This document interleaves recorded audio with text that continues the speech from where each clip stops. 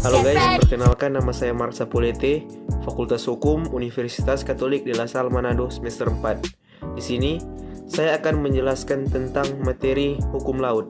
Video ini dibuat untuk memenuhi UTS Hukum Laut. Mari kita simak video ini.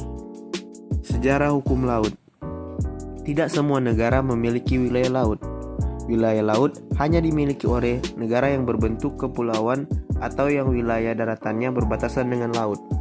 Wilayah laut juga merupakan perbatasan suatu negara dengan negara lain, di mana penentuan titik batasnya ditentukan melalui ekstradisi bilateral atau multilateral untuk menentukan batas kekuasaan suatu negara sejauh garis batas terluar wilayah lautnya. Dasar hukum yang dipakai dalam bidang kelautan untuk dunia internasional adalah UNCLOS atau United Nations Convention on the Law of the Sea, yang merupakan hasil dari Konvensi Hukum Laut 3 yang diselenggarakan pada bulan Desember tahun 1982 bertempat di Jenewa, Swiss. Dalam sejarah hukum laut ada dua asas yang mempengaruhi konsepsi tentang laut teritorial. Dua asas yang pertama kali dideklarasikan oleh Pontanus ini adalah res nullius dan res communis. Res nullius.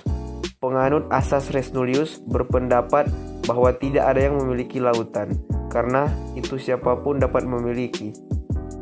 Res communis. Penganut asas res communis berpendapat bahwa laut adalah milik masyarakat dunia, maka tidak ada negara yang boleh mengklaim atas wilayah laut. Pada masa pembentukan hukum laut internasional, banyak negara yang memperjuangkan untuk menguasai lautan dengan berbagai alasan dan kepentingan seperti karantina, bea cukai, serta pertahanan dan keamanan. Pada waktu yang bersamaan, terjadi adu argumentasi di antara para penulis atau ahli hukum yang masing-masing mempertahankan dan membenarkan tindakan-tindakan yang dilakukan oleh negaranya masing-masing. Perseteruan tentang wilayah laut mulai menemukan jalan keluar dengan terbentuknya Liga Bangsa-Bangsa setelah Perang Dunia Pertama dan tahun-tahun permulaan Perserikatan Bangsa-Bangsa. Dengan adanya penambahan lembaga di Perserikatan Bangsa-Bangsa, yaitu International Law Commission, yang bertugas untuk mempersiapkan pembaharuan dan kodifikasi hukum internasional, diadakanlah Konvensi Hukum Laut untuk menyelesaikan masalah-masalah yang berhubungan dengan zona laut, yaitu pertama, Konvensi Hukum Laut 1 tahun 1958. Konvensi Hukum Laut yang pertama ini membahas tentang 1. Laut teritorial dan zona tambahan. 2. Perikanan dan konservasi sumber daya alam hayati dari laut lepas. 3. Laut lepas. 4. Landas kontinen. Yang kedua, Konvensi Hukum Laut 2 tahun 1960. Konvensi lanjutan dari Konvensi Hukum Laut 1 ini dianggap gagal karena diveto oleh USSR.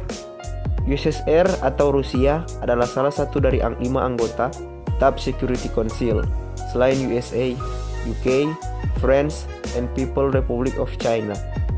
Security Council adalah badan PBB yang fungsinya memelihara atau mempertahankan perdamaian dan keamanan internasional. Yang ketiga, Konvensi Hukum Laut 3 tahun 1982.